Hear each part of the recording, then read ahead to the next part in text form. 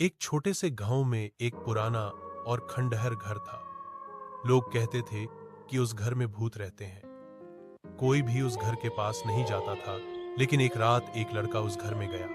लड़के का नाम राजू था। वह बहुत बहादुर था और उसने सोचा कि वह भूतों को देखेगा। वह घर में गया और उसने देखा कि घर बहुत पुराना और खंडहर है।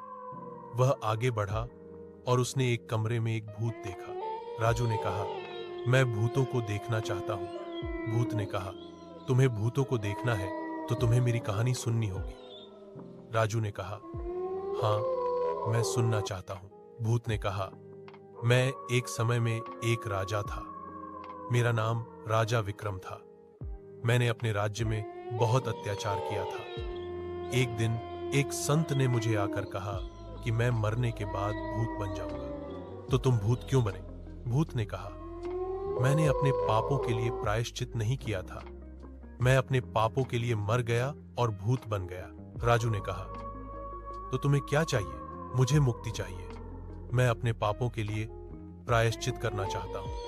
राजू ने कहा, मैं तुम्हें मुक्ति दिलाने में मदद करूंगा। भूत ने राजू को एक पुस्तक दी और कहा, इस पुस्तक में मेरे पापों का वर्णन है।